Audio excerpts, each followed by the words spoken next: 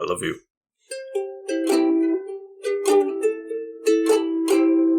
Welcome back to the Couch Potatoes. We'll decide if we keep that or not. I am the green traveler from Gorsh. That is Zelda whining in the background. The dog, and I am the...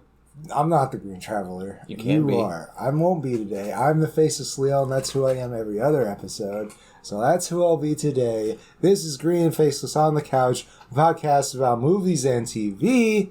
And we're starting a new playlist. We are indeed. Before that, though, are you capable of taking like form, like other people's forms? Like, could you shapeshift? I am.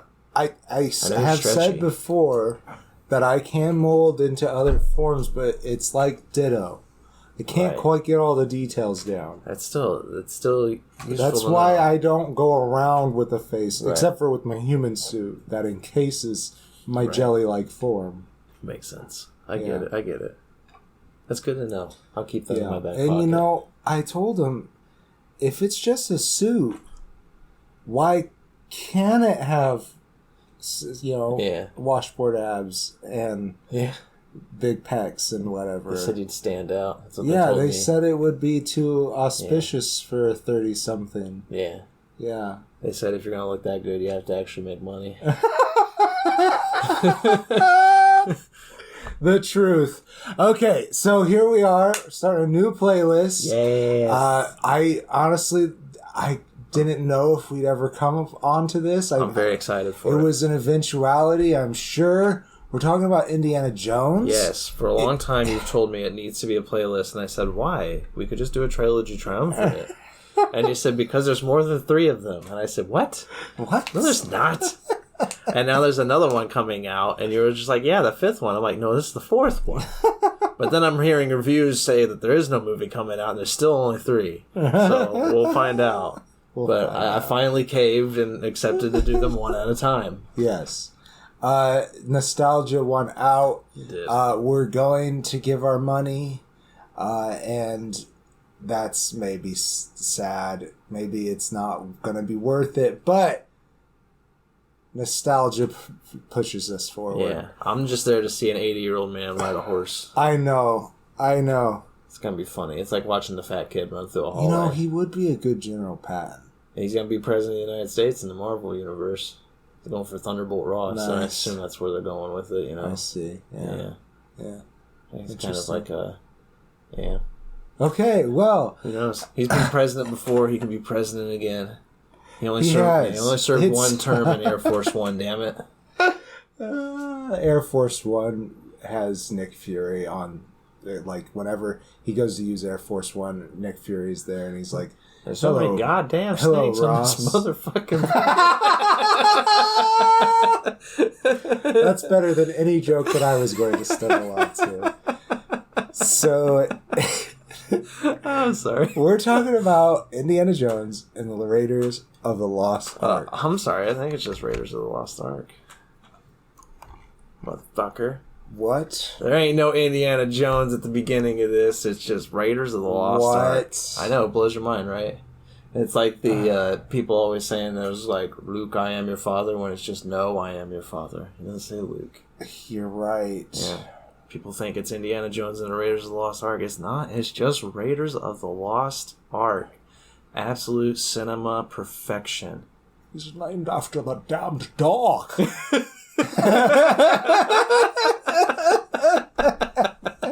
God damn, I love you. It's good stuff.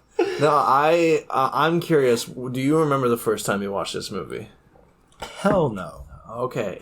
I do, because this was like one of the big bonding moments with me and my dad. Nice. And my mom was also there. I don't want to leave her out. She was in the chair behind us, but I just remember me and my dad land on the floor. He was a floor layer. He still kind of is to this day. Sometimes if he wants to, but he doesn't usually. But yeah, he used to lay on the floor all the time. I don't know why. I just took that habit, and I still do it too. I remember when we lived together, I would always lay on the floor and then fall asleep. Floor play is good. Yeah. What? I mean, a good floor lay, you know. hey, woo. But no, I just remembered like I would always lay on the floor and then fall asleep and then pretend you hadn't fallen asleep even though you loudly snored. Like I would do that all the fucking time. But yeah, I just remembered. Like you don't snore like your dad. No, I do not. He's got the little apnea Darth Vader like machine now. So. Oh, okay. Yeah, I hope that helps. Yeah, his snoring's gotten much better. I was not woken up by it the last time I stayed there. Well, there you go. Yeah, it's pretty crazy. It's working. Yeah. But, yeah, I just remember laying on the floor with Dad and watching these movies. And, like, all in a row. We just had a weekend off, you know, and we were just, like, all as a family, we were just like, we're going to watch some TV. And so we watched, we watched Indiana Jones threesome. Nice. And it was fucking wonderful. I just remember watching this movie and just being mesmerized. Yeah, it's a lot of fun. Yeah. You know, it combines a lot of things that I love, which, you know, kind of makes it its own.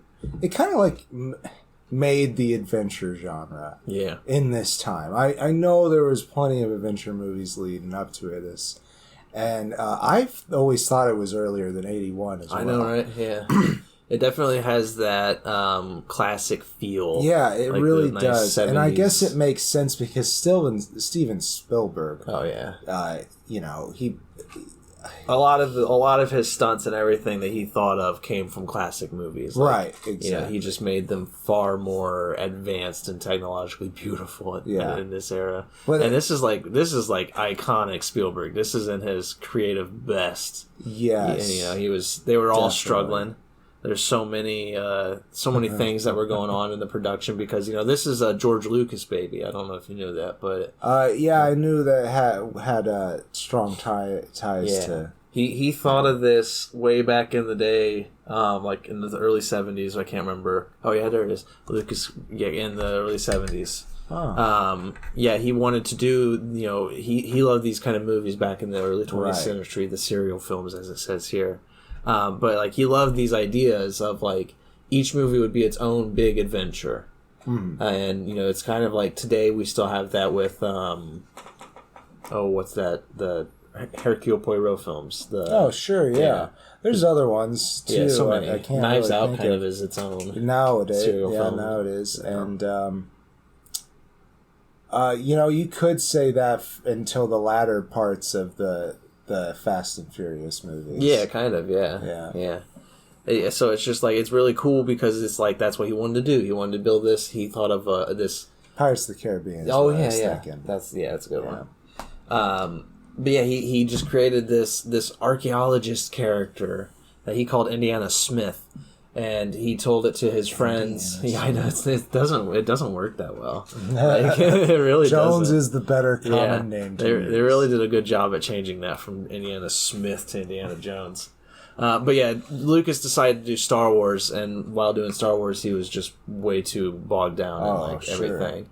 Aren't there laws that you can only work on so many movies as the director too? I think so. Or like only one director can be credited. So it's like you can say two people direct it, but when you're submitting it to records or whatever, it's got to be one. I can't remember how it works. It's ridiculous.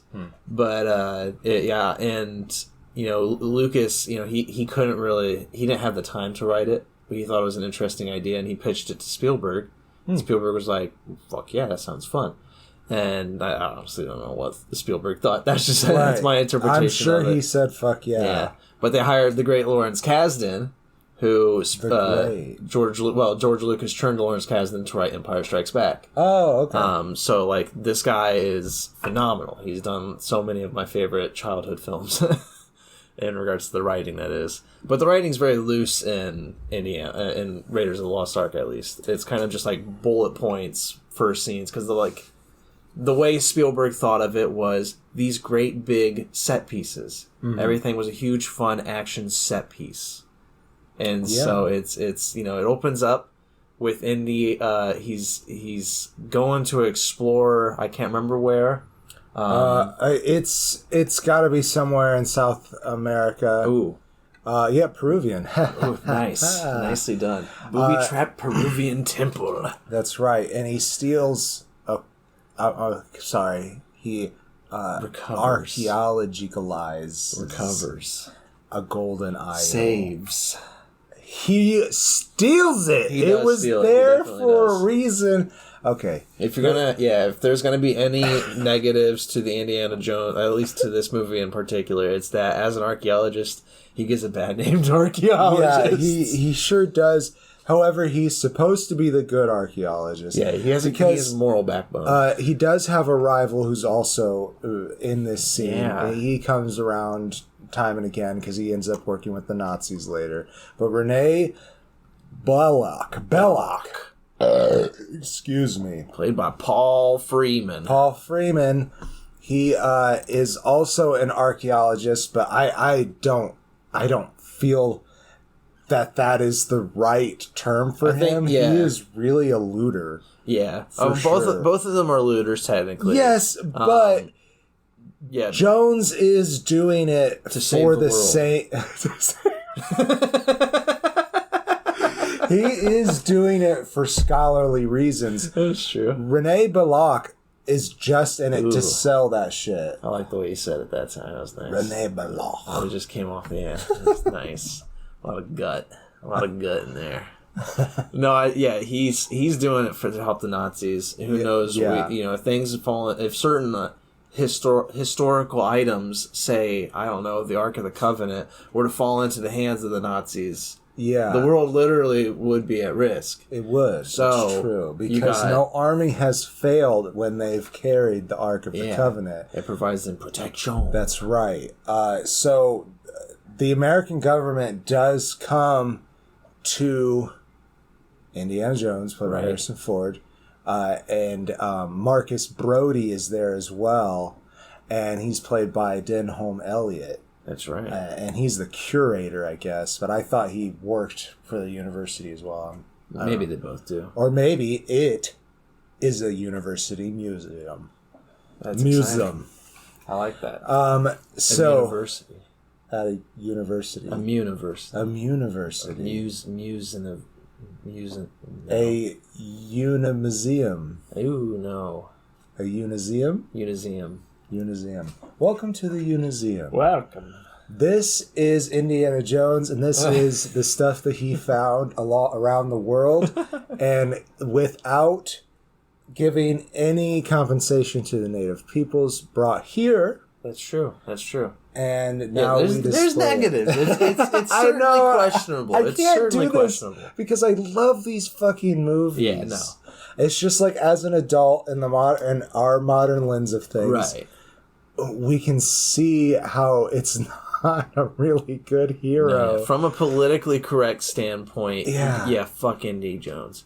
But from the cinema standpoint, this is a great movie. Fuck yeah, Indy it's a Jones. Great fucking movie. But another reason to say fuck you, Indiana Jones. But fuck yeah, Indiana Jones. Fuck yeah, Indiana Jones. But another reason to say fuck you, Indiana Jones, is because of the love interest in this. The love interest in this actually has a really interesting backstory with Harrison Ford.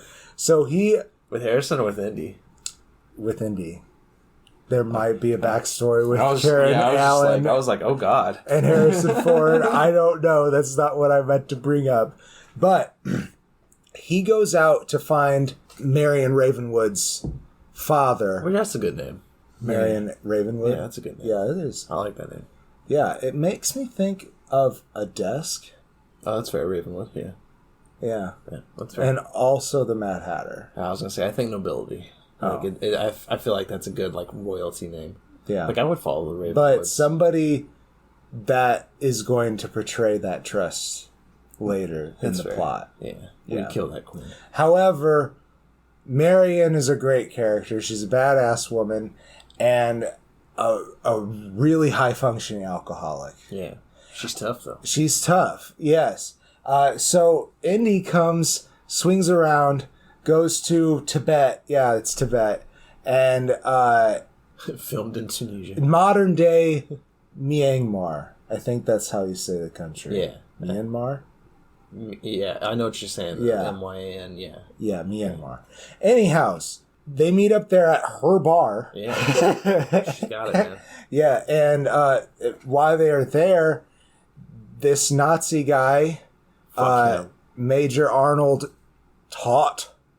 He's taut. He's not really all that fit, but he's a Gestapo agent. Taut at the end. Yes, that's true. But Ronald Lacey plays this Gestapo guy really well too. Like, let's be honest. I was afraid of him, even though he's not like. He is a really good despicable Nazi. Yes, he is despicable. That is true. But he's also a coward. Well, I don't know. I call him that. But that's because he runs away, and he runs away because he grabs this thing that's burning hot. Yeah. And so I think as a kid, I misjudged his bravery, but, he's a Nazi. Who cares? Yeah. And I think he did that on purpose, too. Like, if it's filmed very weirdly, but, like, I don't know that he did it to purposely burn it onto himself. Yeah. I think once he calmed down from the heat, he's like, hey, I got it. Yeah, see, like that's the thing is like it's filmed so that you can see it that way, or like when I was a kid, I always saw it as he knew he was gonna like either get shot or something in that area, so he was just like saw the map, and then he puts his hand on it, burns it in there, and then he runs out because he just burned himself. I don't think he knew it was hot. Yeah, that's argument. That's fair. That's totally fair. Like my childish brain was just like, whoa. He's like, because it made him more villainous. Because I was just like, my God, he was just like, he's willing to burn his flesh. He's like, I'll put the map in my hand, and I'll always have it. That is something. Yeah. So, they burned down the bar. Yeah. That's how they got to that crazy point.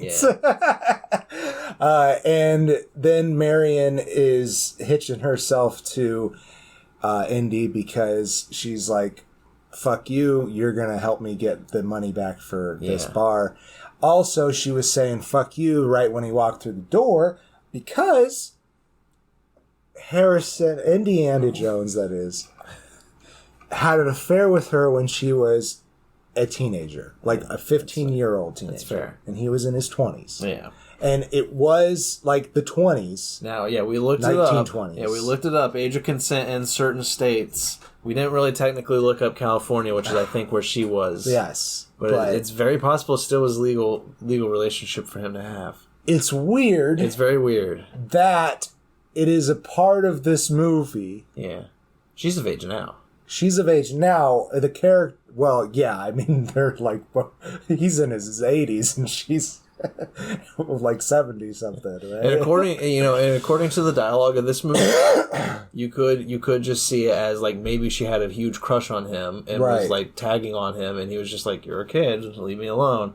Right. I think novelizations, as we looked again, we were looking up beforehand. It gives a little more detail. Yeah, novelizations make it an actual relationship, but it's like from this movie alone, it could very much be a 20-year-old man who has a young teenager tagging on him the whole time, and he.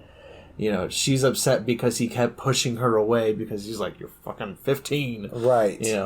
But it was his colleague's daughter. Yep. And the way Marion makes it sound in the film, he really was taking advantage of her. Like, he knew she liked her. Like, it was mutual. Yep. And he even says, hey, you knew what you were doing. And she said, I was a child. Yeah. And it's very awkward. It is very strange. Yeah. Anyways, I just wanted to make sure that you knew that we're aware of this, even though when you watch this movie, it is very easy to brush over that. Yeah, it's very, and she still becomes the love interest, which, like... While of age. While of age. She is now of age. She probably is in her 20s now. Late 20s. I think the character is supposed to be in her late 20s. I don't know how old Carrie Allen was when she made this movie, but anyhow. And that's all well and good, to consenting adults. And I did just watch Broadchurch. Oh, and cool. It brings up the whole Virgin? Yes. Nice. And it does bring up like the whole concept of age of consent. Yeah. And there are relationships that happen that even after people get in trouble, they still come back and get together. Right. Because they actually were having an actual relationship. I'm not saying that this shit is right, but I am saying that there is a case-by-case basis. Right. I think. But anyhow, moving on. In the misty background of this, it definitely is questionable. It's weird. It's weird to even add it, I feel like. But he's such a heroic and charming man. I don't even know if he is charming. Yeah, he's not really standoffish. Yeah, he's not really a womanizer. Like, he definitely does get the women. That's true. But he's not like Bond. You know, he doesn't seem to be seeking out their charms. Because even there's a scene where he is a professor. He's an archaeologist, but he's also a professor. Right. And he's teaching the class. It's implied that he has relationships with lots of his students. But he's teaching a class, and it seems like most people are attentive to what he's saying. He definitely has some jokes that he puts in, and people laugh at it, and everybody seems to be paying attention, but at the same time they also seem kind of bored. And he has that attitude where he can be a little too scholarly, a little too historian. I really think Harrison Ford plays the character very well. Oh yeah. I mean, even more than Han Solo, I associate him with Indiana Jones. That's fair. Because I feel like he got to be, I don't know, it feels like he got to be Harrison Ford a little bit more, at least who I want Harrison Ford to be. That's fair. Where Han Solo kind of was a dick. Yeah. But a good dick. A charming dick. He's a good dick. He's a charming good dick. We don't usually drink when we do this. We're not drinking. What are you talking about? It's, I don't know if it's too personal, Greenie, but it's your human birthday. It is my human birthday. That is correct. As we're recording this. So we're still celebrating a little bit. Yeah. I didn't drink. I have a cake that I let sit in the car while watching a movie today. So most of it melted. No. And so I put it in the fridge, and I'm like, maybe I'll eat it later. It's like it did melt, so it's probably not good for me. But if I get sick tomorrow, that's just a sick day. So how long was it in the car? 2 hours. That's fine. And heat. Yeah, I mean the what you're worried about is the plastic gas, right? Well, I'm more worried because it had icing on it, and so all the icing melted, and so now it's solidified back. But its sell-by date was last week. Oh, that's a different story. It does change things a tiny bit. Yeah. But at the same time, we Americans put sell-by dates on things way in advance. We do, but we also sell shit food. Yeah. Yeah. Indiana Jones. Yes. Yeah, so we didn't even explain the arc, I feel like. No, yeah, that's the next. Rene Belloc, he's going after the Ark. You mentioned that the government approached Indy for help. And that's when he ends up going to Tibet, actually looking for Marianne's father, but he's dead. He's not in the movie. Dead. Yeah, because he had info on a way to find the Ark.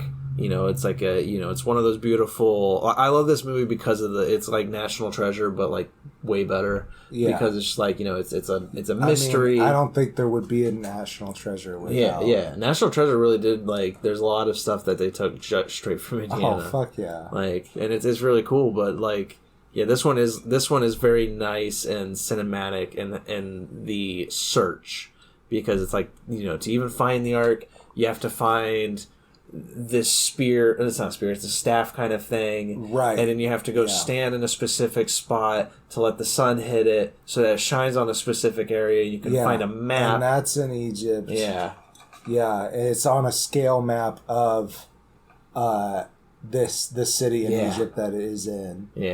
And then you got to use that to find this, to find that, and it goes on. It's very beautiful. I love. It's a lot of fun. Yeah, and it's like a spy movie in that it's literally just set piece and plot point to get to next set piece and next plot point, and things happen. Right. But this one's so much more fun to watch. Even though it has that spy attitude, I'm following the treasure hunt because it's exciting. Yeah, and all the stuff that they're finding is very exciting, and there's guns, and there's also really interesting details to it. Yeah, Nazis are getting punched and killed. That's right, Nazis get punched and killed, and that's always good in a movie. So Belloc's team, they are actually far ahead of Indiana Jones at this point. Yeah. And he along with Sulla! Yay, we brought him down. Sulla, John Rhys Davies, who... Gollum. No, Gimli. No, Gimli, yes. Sorry. And that's okay. Dyslexia. You just got us kicked off the internet. It was dyslexia. I looked up the file of Lord of the Rings in my head, went to G, and You're then right. saw two And names. then Gandalf popped up Gandalf later. has too much. Gollum I and see. Gimli are both like 5-6 letter words. They're very close. That's fair. That's both fair. have GLs and M's. That's right. You're right. It's okay. I'm dyslexic, and my brain is weird. And so am I. I'm sorry. John Rhys Davies, who is actually very tall, plays an Egyptian excavator. And I don't think he's Egyptian, but I love Sulla. He's always been my favorite character. Yeah, I didn't even know it was John Rhys Davies until we did that James Bond movie. That's last right. week. He was the James last week. Well, not last week, but recently. Yes. He's Welsh. He's Welsh. And Damn English always taking out jabs. yeah, our Egyptian jobs. Our Egyptian jobs. Get out of here. So, anyhow, Sulla is his contact in Cairo. And he, another scholar.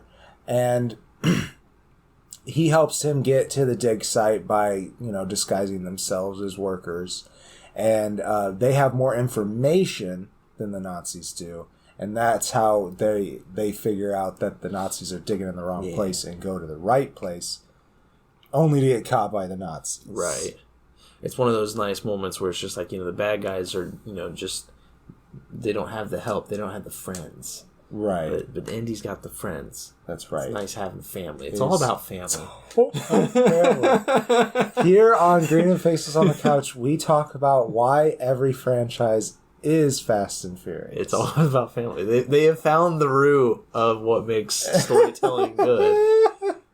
That's all they have in the storytelling. That is the that's the only storytelling element they have. Fast and Furious is the greatest franchise ever to exist.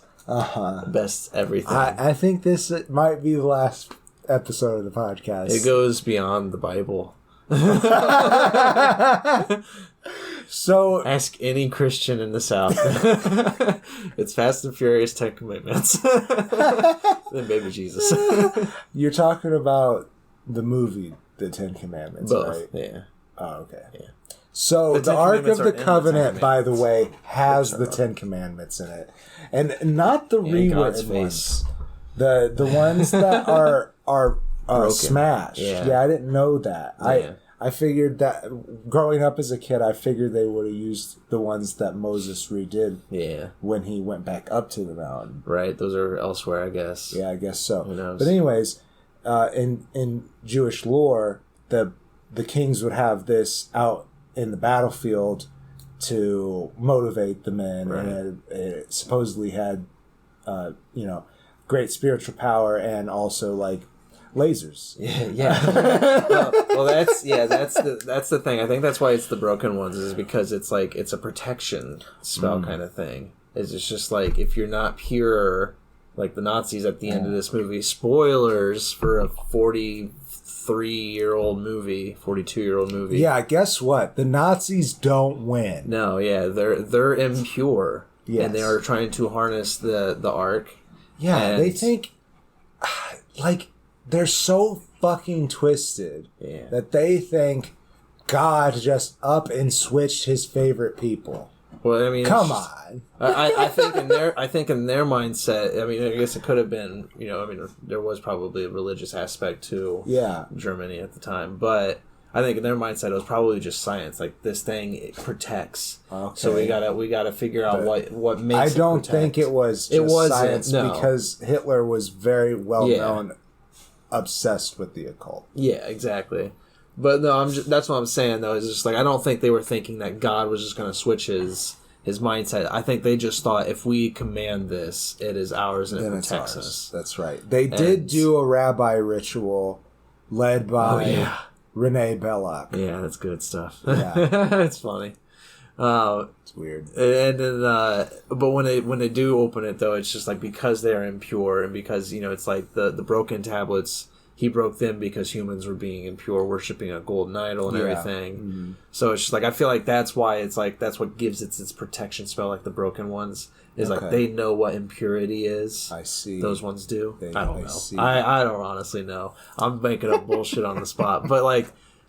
Yeah, it's really I love that scene though because it's so good. The effects, even though they're dated, they're good dated. Oh yeah, like it still just feels like classic cinema. I'm watching it, and I'm just like, oh my god, watching the Nazis melt is so fun. Melty, and the lightning in the sky and the matte. You shouldn't look at it, guys. You just shouldn't look at it. Yeah, unless you're Jewish and you have never sinned, then you're probably fine. Which basically means you have to be a virgin.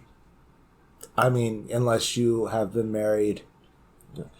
If horror movies have taught us anything, even married I don't know enough about Jewish culture. If horror movies have taught me anything, all sex is sin. So, even marital sex. Yeah, even marital sex. That's most sinful. Damn. Yeah. Well, did we make it to closing statements? I fucking don't know. I love this movie. I do. Like, This is, in my opinion, absolute perfection. It's one of my top, again, I don't know what my top favorite films are, so I will say it's in the top 50. Mm-hmm. Like that, I feel like it's broad enough. Right. It's definitely, it's definitely up there because it's so good. Like really good. I just love this kind of the direction. I love the filmmaking. Spielberg was notorious for going overtime beyond budget. And he was trying to find a zinger to help him turn that reputation around. I think this one was one of the films that turned his that reputation, because I think they got it done in time. It was still a disaster. They filmed it in Tunisia, parts of it, and while in Tunisia, everybody got food poisoning, food sickness. Yeah, you got the iconic. I don't know if it's myth, but I've always heard the story, so I think it's great. I've heard the story as well. Yeah, where I don't think just from you either. So. No, yeah, I mean, I know it's a story online, but I don't know if it's a fake story. Right. It could just be part of the mythology of the making of it. But supposedly, Indiana Jones. There's a moment where he's confronted by a guy with a sword, and the guy is going crazy with the sword, showing all of his expertise, and then Indy just pulls out his gun and shoots him. And the myth, the story is that Harrison Ford, while having food poisoning, had diarrhea and just wanted to end the fucking day so he can get off set and go take a shit.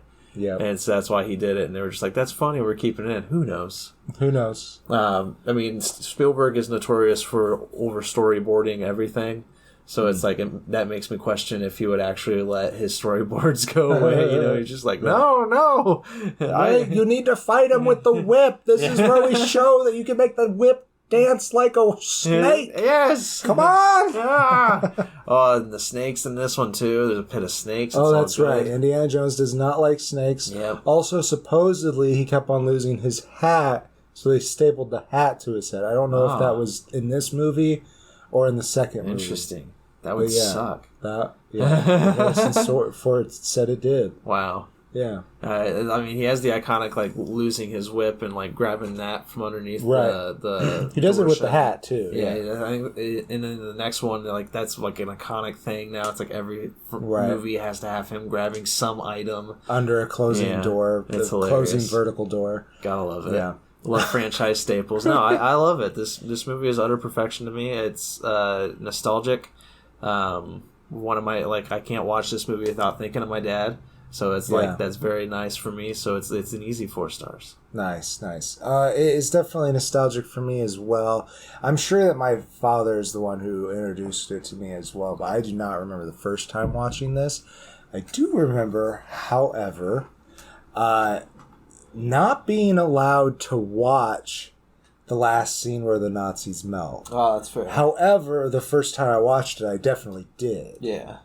My stepmom was way against us watching that part. Yeah. Also, I think the part where with the power of Christ Belloc. You. Yeah, we weren't all. Yeah, it wasn't okay to watch it. The angels, you can't see the angels. They were scary. Yeah, I don't think it was just scary. I think it might have been taboo. Yeah, too taboo for her. But like also the scene with Belloc and Marion, where he's put on the dress. She always made us fast through that too. Yeah. There's nothing in that scene. No. Besides a stab. Yeah, maybe she was mad that, I mean, like, initially, she apparently wasn't, it was kind of supposed to be like a betrayer moment, where she was, like, supposed to be, like, confronted with a way to escape, and so she just, like, takes this opportunity. But I think the actor, what was her name? Something Allen? Karen Allen. Yeah, I think she fought for her character. She's like, I don't want my character to be a betrayer. Right. Like, can we have her do this? A seducer, like she doesn't need to be a seducer. Yeah, so that's why they just changed it around to like, well, we've already established that she's really good at drinking. Yeah. Why don't we just have her trying to get this guy drunk so she can escape? Yeah. And like that, I think that was I don't know if that's another legend. Another legend or not, but there's nothing wrong with that scene, but maybe your stepmom saw it as that. Maybe she saw it as like a weird betrayer moment from a good girl. Anything that sexualized anything. Yeah. Even a little bit. It wasn't allowed. Naughty. Witches weren't allowed.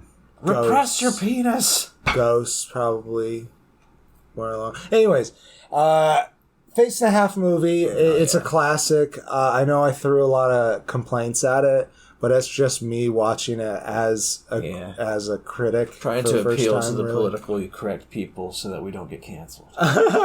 Beyond that, I don't think people were like jumping in and doing that for this film because it's such a classic and pop culture icon that people aren't looking at it that way, and maybe it's good to look at these old movies that we love this way so that we do better in the future.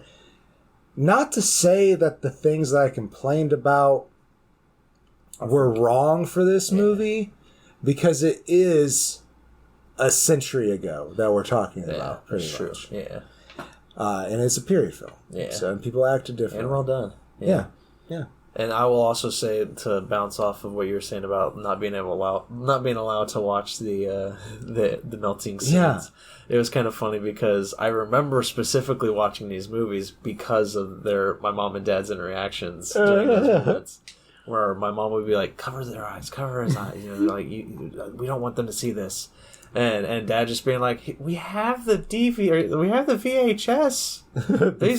They're just gonna watch it later, like when we're asleep. And like I remember specifically, she was like, Mom did not stop the face melting scene. She was just like, whatever. Maybe she caught it too late and thought, oh, maybe we should have covered their eyes. Dang it, we're bad parents or whatever.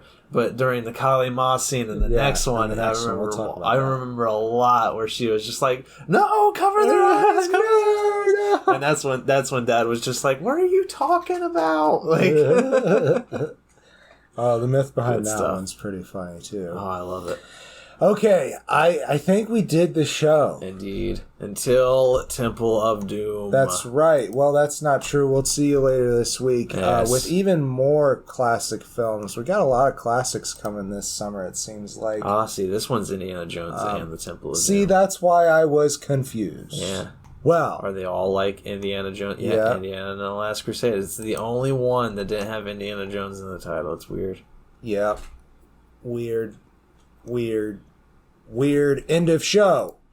I am the Green Traveler from Gorsh. And I am the Faceless Leon. Safe travels and good night. Green and Faceless on the Couch is a proud production of FictionWorks 19. Are you a fan of the show? Feel free to contact us at greenandfacelessfans@gmail.com or visit our Patreon page at patreon.com/greenandfaceless. Don't forget to comment, like, and subscribe, or rate us on Apple Podcasts. Thank you so much for listening.